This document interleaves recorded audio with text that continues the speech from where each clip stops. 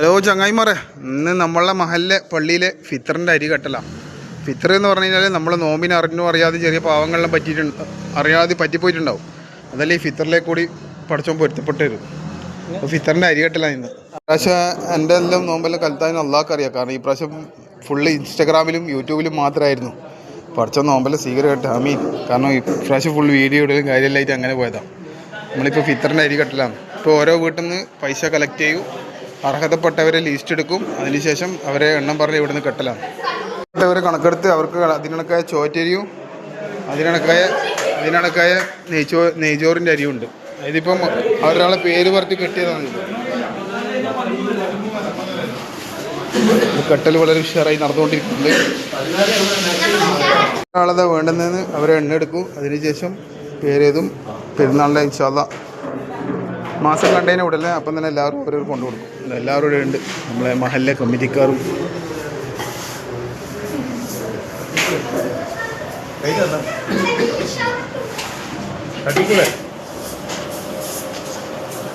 ഉള്ള സാധനമാണ് നമ്മളെ അളവ് പോലെ. അതിനെന്താ നായി എന്താ പറയില്ല, എന്താ പറയില്ല സ്ലമേ നായി തന്നെ പറയും. സേർ എന്നും പറയും. ഓരോ കണക്ക് അവരവരെ നീയത്തിനൊക്കെ പറയും, അത് കൊടുക്കലാണ്. ഫിത്തറിൻ്റെ കളക്ഷൻ എടുക്കാൻ പോയി കഴിഞ്ഞാൽ തന്നെ അവർ വീട്ടിൽ ചോദിക്കും ആരെങ്കിലും ഉണ്ടോ. അപ്പോൾ അവർ പറഞ്ഞെങ്കിൽ അതിനണക്കായ അരി നമ്മളിവിടെ കെട്ടിക്കൊടുക്കും. അപ്പോൾ ആദ്യം ചോറ്റരി പാക്കിങ്, അതിനുശേഷം നമ്മൾ നെയ്ച്ചോറിൻ്റെ അരി പൊളിക്കും, അതിനുശേഷം നെയ്ച്ചോറിൻ്റെ അരി ആക്കൽ. ഇതിപ്പോൾ ചോറ്റരി ഏകദേശമായി, ഒരു സൈഡിലുള്ള ചോറ്റരിയാണിത്. 3 വാർഡുകളിലുള്ള നമ്മൾ കളക്ട് ചെയ്യുന്നത്. ഈ ചോറ്റരി പൊളിച്ചിട്ട് അത് പാക്ക് ചെയ്യും, അല്ല നെയ്ച്ചോറിൻ്റെ അരി. ഇപ്പം ചോറ്റരിൻ്റെ കഴിഞ്ഞ് അടുത്തത് നെയ്ച്ചോറിൻ്റെ അരി കെട്ടലാണ്. അതിന് വേണ്ടിയിട്ടുള്ള തർത്തീബാക്കലാണ്. ഈ ചോറ്റരിക്കുള്ള ആളെ ലിസ്റ്റിൽ തന്നെ അവർക്ക് നെയ്ച്ചോറിൻ്റെ അരി ഉണ്ടാവും. ഇതേ കണക്കിന് തന്നെ ഇനി നെയ്ച്ചോറിൻ്റെ അരി ഉണ്ടാവും, ഇതേ കണക്കിൽ തന്നെ. ഇപ്പോൾ നെയ്ച്ചോറിൻ്റെ അരി ഇപ്പോൾ പൊളിച്ച് അതേപോലെ കെട്ടും. ആൾക്കാർ എണ്ണ ഉണ്ടാവും, ഇതിൻ്റെ കണക്കായ എണ്ണവും ലിസ്റ്റെല്ലാം ഇവിടുന്ന് പറയും, എണ്ണ ലിസ്റ്റെല്ലാം ഉണ്ടാവും, അതിനണക്കാർ ഇവിടെ കെട്ടും. നെയ്ച്ചോറിൻ്റെ അരി പൊളിച്ച് ഓരോ അളവ് പറയും, അതിനണക്കാർ ഇടും. ഇതെത്ര ഫസ്റ്റത്തെ അളവ്? 3 പറയും 3 സാറ്.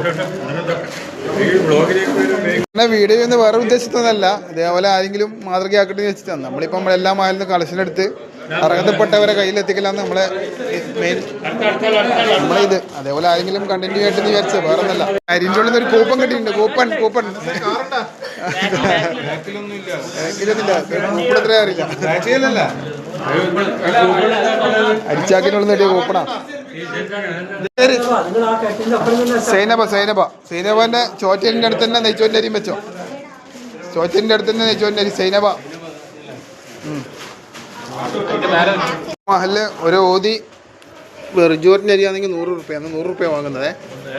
ചോറിൻ്റെ അരി 2600 ഗ്രാമിന് നമ്മൾ വാങ്ങുന്നത് 270 രൂപയാണ്. 270 രൂപ നെയ്ച്ചോറിൻ്റെ അരിക്കാൻ.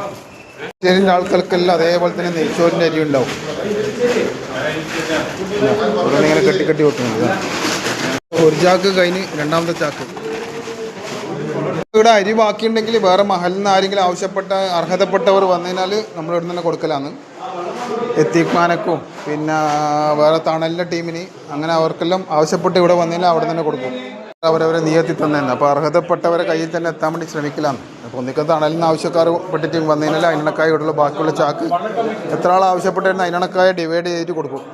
ഓക്കെ, നമുക്ക് വൈൻ്റെ ഇപ്പോൾ പറയാം. കാരണം എന്ന് പറഞ്ഞാൽ എല്ലാവരും എന്നെ വീഡിയോ എടുക്കുന്നതുകൊണ്ട് പണിയെടുക്കുന്നില്ല എന്ന് പറയുന്നില്ല.